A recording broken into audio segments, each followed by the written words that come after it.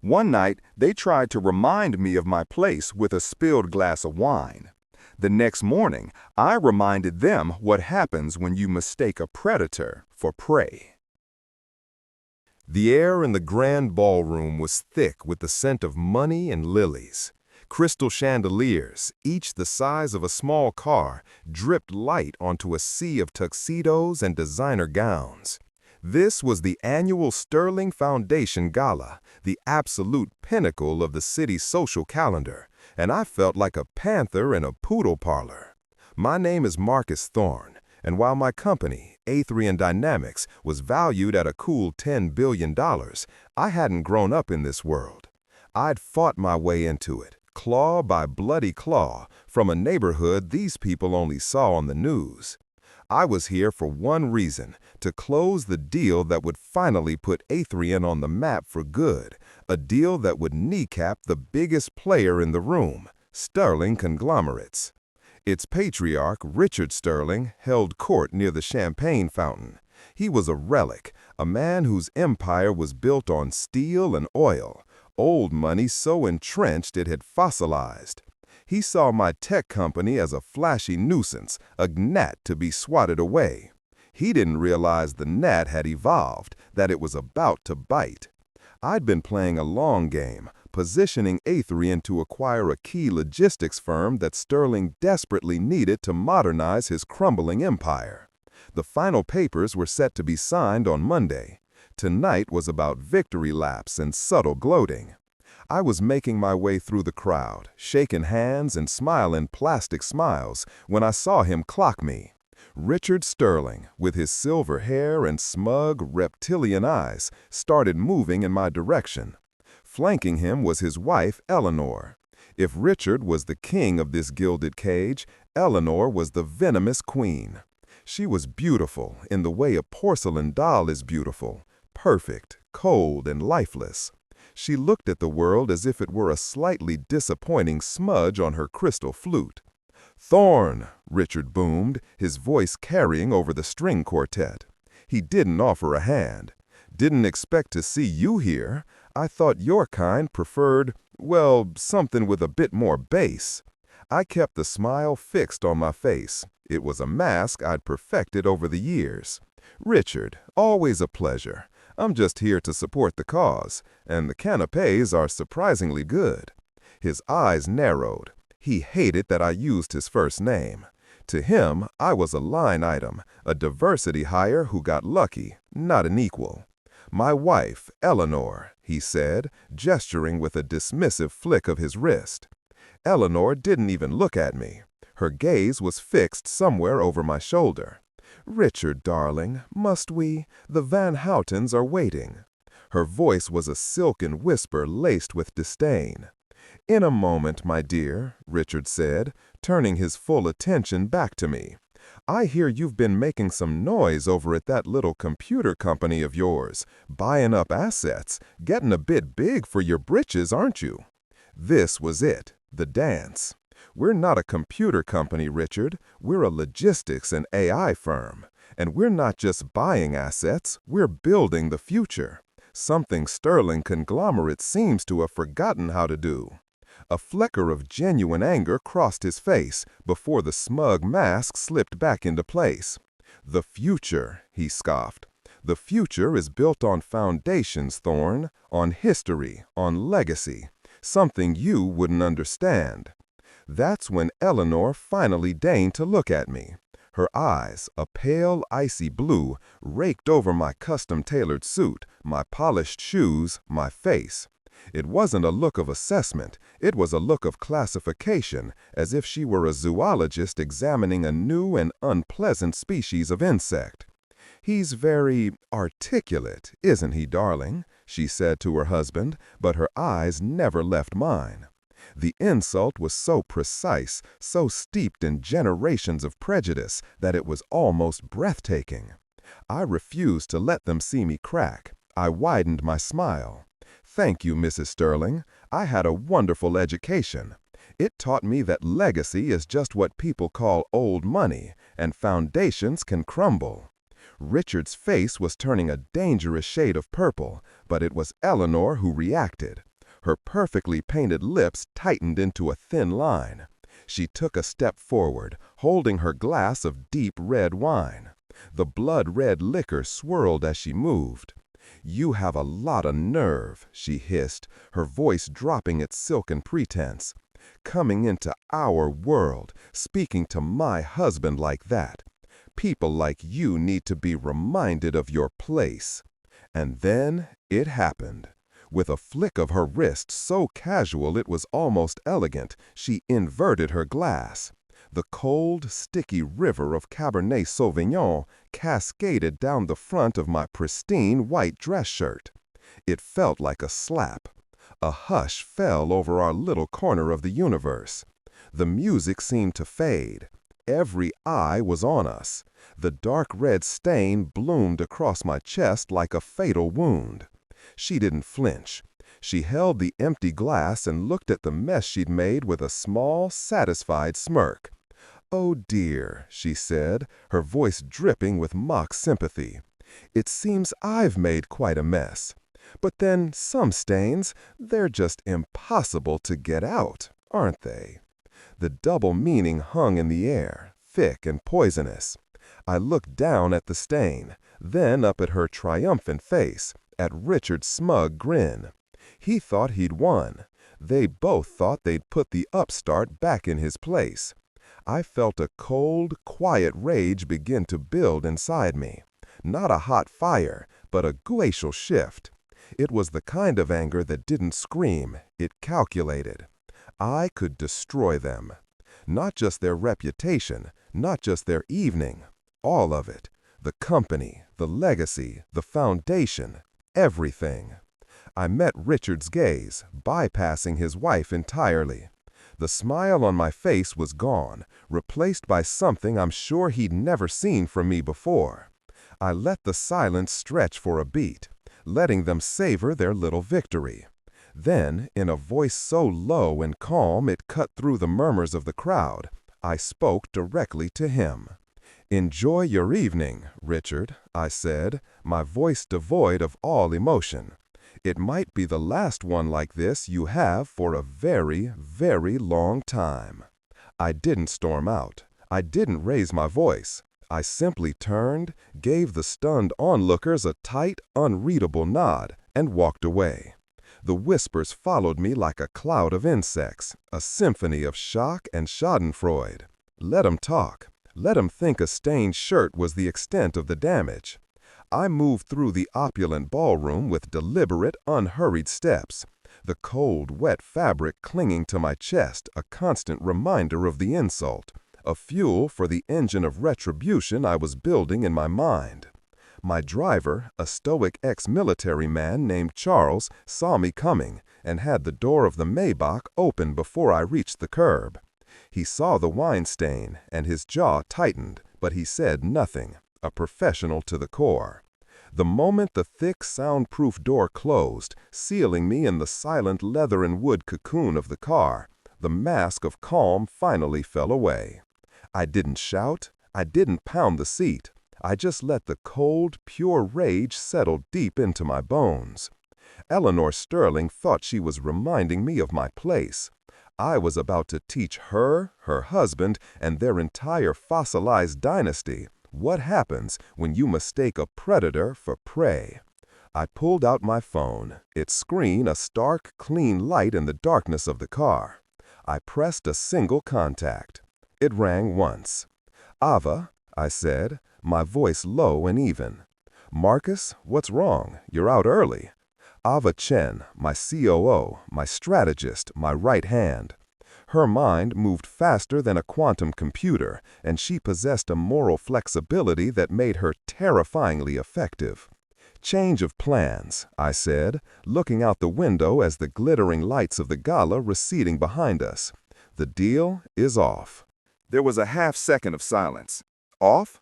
Marcus, the logistics firm is critical. Sterling needs it. We've been working on this for 18 months. The leverage it gives us is... The leverage is insufficient, I interrupted. We're no longer interested in leverage. We're interested in demolition. Activate Operation Icarus. This time, the silence was longer, heavier. Operation Icarus was our doomsday scenario. A theoretical war game we designed 6 months ago when Sterling first tried a hostile play for one of our smaller R&D labs. It was a multi-pronged corporate assault, so aggressive, so utterly devastating that we'd both agreed it was a weapon of last resort. It wasn't about acquisition. It was about annihilation. My God, Marcus, what did they do? Ava's voice had lost its businesslike crispness, replaced by genuine concern. They reminded me of my place, I said, the words tasting like acid. I unbuttoned my ruined shirt, the sticky fabric pulling away from my skin. I want Sterling conglomerates dismantled. I want their stock to be worthless paper. I want their legacy to be a case study in failure taught at business schools for the next 100 years. I want Richard Sterling to sell his watches to pay his property taxes. Understood, Ava said, the steel returning to her voice. She was in. No more questions. What's the first move? The foundation, I said. It's always the foundation. Sterling's entire international shipping division is a house of cards, propped up by a single exclusive contract with Apex Maritime in Singapore. I know Richard plays golf with their CEO every other Thursday. They think that relationship is ironclad. It is, Ava confirmed. We've tried to get in there for years. They have a renewal coming up in 6 months. What they don't know is that Apex is leveraged to the hilt with a private equity firm in Zurich, a firm that owes us a very, very big favor after we bailed them out of that Hong Kong disaster last year. I want you to call Zurich. Tell them to trigger the debt covenant clause, the one that gets activated by market instability. Then I want you to call Apex. Offer to buy their entire debt package, all of it, in cash, and then offer them a new contract with us, 30% over what Sterling is paying them. I want that deal signed, sealed, and delivered before the markets open in New York. I could hear the furious clicking of keys on her end. This will bleed us dry, Marcus. The cash outlay is astronomical. Empires are expensive, Ava, both to build and to destroy. While you're doing that, leak the preliminary findings from our internal audit of that logistics firm, the one showing that Sterling has been cooking their books for 3 years, hiding pension liabilities in offshore accounts. Give it to that reporter at the Journal, the hungry one, anonymously, of course. Time it to drop 60 minutes before the opening bell. Board members will go to jail, Ava said, a note of awe in her voice. Good, I said, my gaze fixed on the road ahead. They can share a cell with Richard. The dominoes are set up, Ava confirmed, her voice now a low hum of deadly efficiency. The first call to Zurich is being made as we speak. Apex will get the call in 5 minutes. Their world is about to change, and they don't even know it yet. My God, Marcus, what did they do? They reminded me of my place, I said, the words tasting like acid. I unbuttoned my ruined shirt, the sticky fabric pulling away from my skin. I want Sterling conglomerates dismantled. I want their stock to be worthless paper. I want their legacy to be a case study in failure taught at business schools for the next 100 years. I want Richard Sterling to sell his watches to pay his property taxes. Understood, Ava said, the steel returning to her voice. She was in. No more questions. What's the first move? The foundation, I said. It's always the foundation. Sterling's entire international shipping division is a house of cards, propped up by a single exclusive contract with Apex Maritime in Singapore. I know Richard plays golf with their CEO every other Thursday. They think that relationship is ironclad. It is, Ava confirmed. We've tried to get in there for years. They have a renewal coming up in 6 months. What they don't know is that Apex is leveraged to the hilt with a private equity firm in Zurich, a firm that owes us a very, very big favor after we bailed them out of that Hong Kong disaster last year. I want you to call Zurich. Tell them to trigger the debt covenant clause, the one that gets activated by market instability. Then, I want you to call Apex. Offer to buy their entire debt package, all of it, in cash, and then offer them a new contract with us, 30% over what Sterling is paying them. I want that deal signed, sealed, and delivered before the markets open in New York. I could hear the furious clicking of keys on her end. This will bleed us dry, Marcus. The cash outlay is astronomical.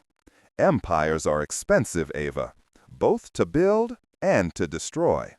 While you're doing that, leak the preliminary findings from our internal audit of that logistics firm, the one showing that Sterling has been cooking their books for 3 years, hiding pension liabilities in offshore accounts. Give it to that reporter at the Journal, the hungry one, anonymously, of course. Time it to drop 60 minutes before the opening bell. Board members will go to jail, Ava said, a note of awe in her voice. Good, I said, my gaze fixed on the road ahead. They can share a cell with Richard. The dominoes are set up, Ava confirmed, her voice now a low hum of deadly efficiency. The first call to Zurich is being made as we speak. Apex will get the call in 5 minutes. Their world is about to change, and they don't even know it yet. My God, Marcus, what did they do? They reminded me of my place, I said, the words tasting like acid. I unbuttoned my ruined shirt, the sticky fabric pulling away from my skin. I want Sterling conglomerates dismantled. I want their stock to be worthless paper. I want their legacy to be a case study in failure taught at business schools for the next 100 years. I want Richard Sterling to sell his watches to pay his property taxes. Understood, Ava said, the steel returning to her voice. She was in. No more questions. What's the first move? The foundation, I said. It's always the foundation. Sterling's entire international shipping division is a house of cards, propped up by a single exclusive contract with Apex Maritime in Singapore. I know Richard plays golf with their CEO every other Thursday. They think that relationship is ironclad. It is, Ava confirmed. We've tried to get in there for years. They have a renewal coming up in 6 months. What they don't know is that Apex is leveraged to the hilt with a private equity firm in Zurich, a firm that owes us a very, very big favor after we bailed them out of that Hong Kong disaster last year. I want you to call Zurich. Tell them to trigger the debt covenant clause, the one that gets activated by market instability. Then I want you to call Apex. Offer to buy their entire debt package, all of it, in cash, and then offer them a new contract with us, 30% over what Sterling is paying them. I want that deal signed, sealed, and delivered before the markets open in New York. I could hear the furious clicking of keys on her end. This will bleed us dry, Marcus. The cash outlay is astronomical. Empires are expensive, Ava, both to build and to destroy. While you're doing that, leak the preliminary findings from our internal audit of that logistics firm, the one showing that Sterling has been cooking their books for 3 years, hiding pension liabilities in offshore accounts. Give it to that reporter at the Journal, the hungry one, anonymously, of course.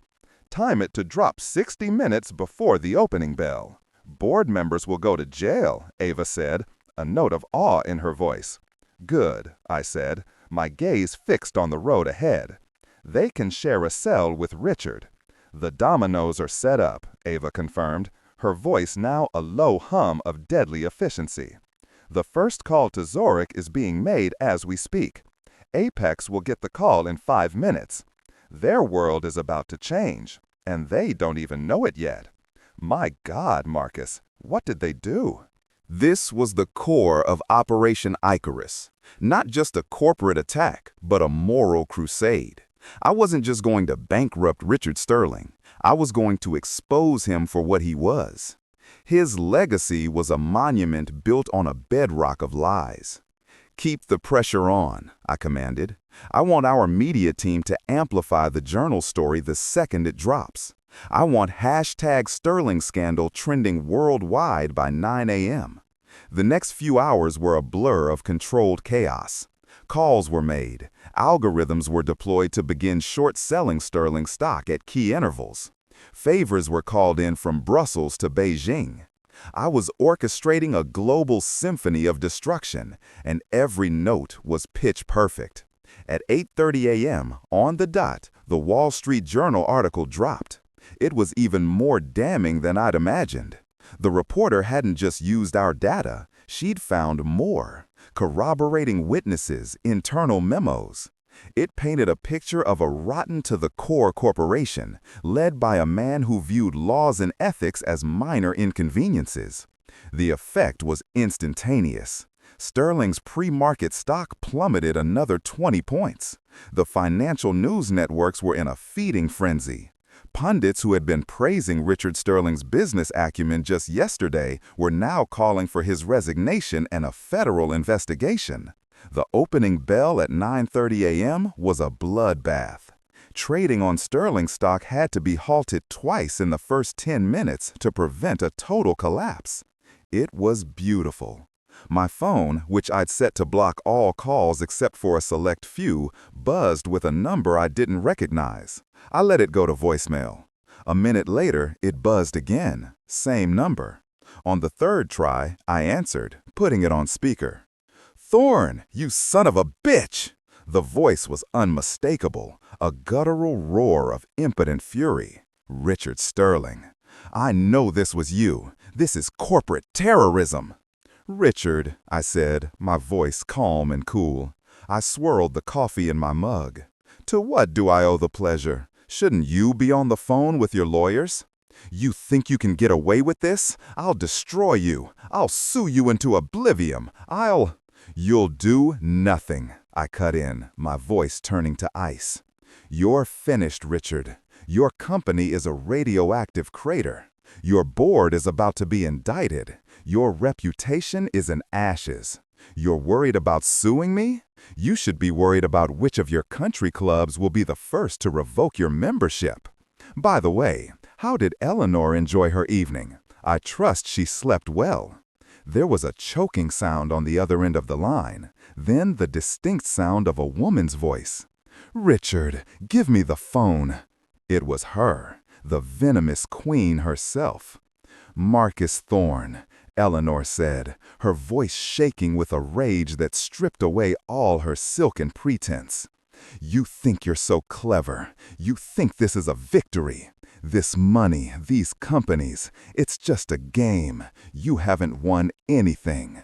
We are the Sterlings. We will survive this. We always do."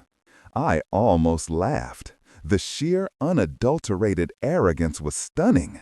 They still didn't get it. They still thought their name was a shield. Your name is mud, Eleanor, and this isn't the end. This is just the beginning. I told your husband I was going to dismantle his legacy, and I'm a man of my word. "You can't touch our legacy," she shrieked. "It's bigger than the company, the foundations, the charities, the family name."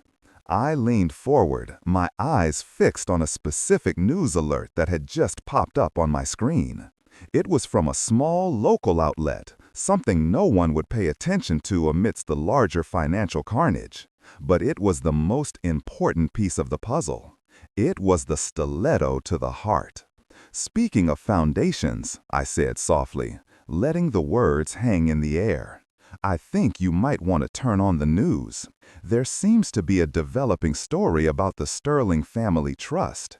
Something about discrepancies in its charitable donations. It seems most of the money intended for orphans and hospitals has been funding a rather lavish lifestyle for a certain family in the Hamptons for the last 20 years. Your legacy isn't just being dismantled, Eleanor. It's being exposed as a fraud." The silence on the other end was absolute. It was the sound of a world ending. I could picture her face, the perfect porcelain cracking, the icy blue eyes widening in genuine soul-deep terror. They thought the company was the empire, but the true source of their power, their social standing, was the carefully curated myth of their philanthropy. I had just set fire to their myth. Ava's face appeared on my screen, her expression grim. "Marcus," she said, her voice tight, "there's a problem, something we didn't anticipate." I hung up on the Sterlings without another word. "What is it?" "It's not just a stock. The collapse is triggering a cascade. Sterling Conglomerates has deep ties to several major investment banks and pension funds. We ran the models, but the real-world contagion is spreading faster than we projected. This isn't just about them anymore. Marcus, if we don't do something to stop it, we're not just going to take down Sterling. We might take down the entire market with them." The exhilaration of the hunt vanished, replaced by the cold, stark reality of the abyss I had just opened. The tickers on my wall were no longer symbols of victory. They were warning. A sea of red washed over the global markets. London, Frankfurt, Tokyo, all were being dragged down by the undertow of Sterling's collapse. Ava was right. My perfectly executed assassination was threatening to become a massacre, taking out countless innocent bystanders in the process. This was never about burning the world down, just one gilded corner of it. "Stabilize it," I ordered, my voice sharp. "Now. Start buying. Use Atherion's capital reserves. Target the key pension funds and banks being hit the hardest. We need to create a firewall." Ava's eyes widened. "Marcus, that's billions. It will drain us. We'll be exposed."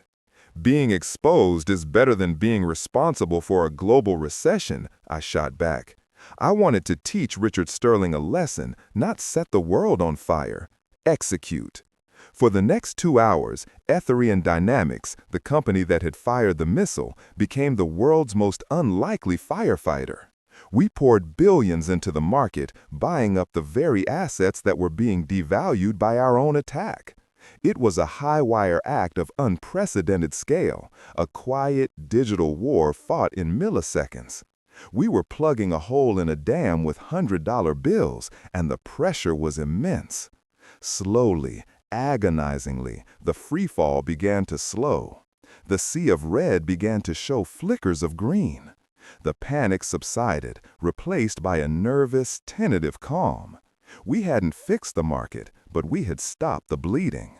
By noon, the dust began to settle. Sterling Conglomerates was a ghost. Its stock was trading at pennies on the dollar, suspended indefinitely. The SEC had formally announced a massive investigation. The board had resigned en masse. Richard and Eleanor Sterling were, for all intents and purposes, finished. Etherian, on the other hand, was bruised but standing. We had spent a fortune, but in the chaos, we had also acquired controlling interests in a dozen strategic assets for a fraction of their worth.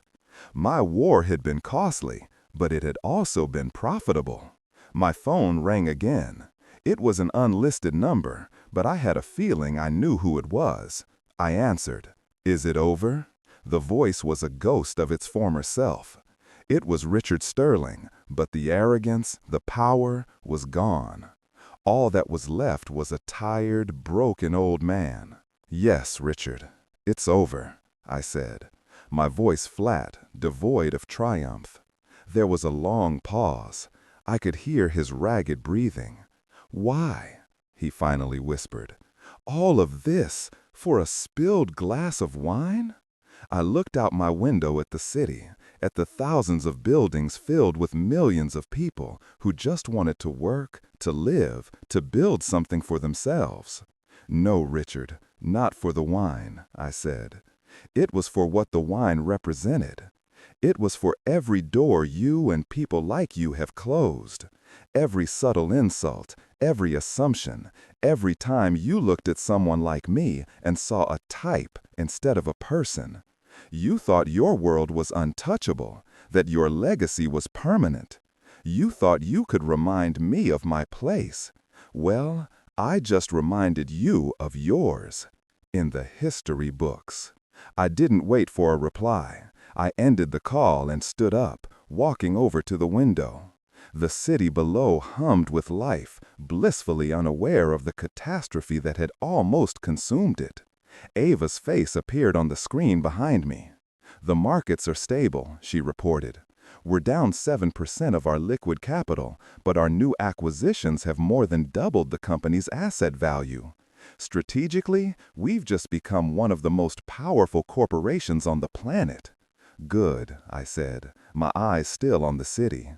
"Get our philanthropic division on the line. I want to buy the Sterling Family Trust." Ava was silent for a moment. "Marcus, it's worthless. Its assets are frozen. Its reputation is toxic." "The name is toxic," I corrected her. "But the infrastructure, the mission, or what the mission was supposed to be, is still sound. We'll buy it for $1. We'll rebrand it. We'll call it the Thorn Foundation. And then we're going to triple its endowment and actually fund the hospitals and orphanages they were pretending to help for all those years. We're not just going to erase their legacy, Ava. We're going to build a better one on its ashes." A slow smile spread across Ava's face. "Understood, Marcus. I'll make the call." I stayed by the window for a long time, watching the endless flow of traffic below. The rage that had fueled me was gone, replaced by a quiet sense of purpose. It was never just about tearing something down. It was about proving that something better could be built in its place. Richard Sterling believed legacy was about history, about foundations made of steel and stone. He was wrong. A true legacy isn't what you inherit. It's what you build, what you create, and most importantly, what you give back. My shirt from last night was ruined, a small, forgotten casualty. Some stains, as Eleanor had said, are impossible to get out. But as I looked out my city, I knew that some foundations could be rebuilt stronger than ever. And my work was just beginning.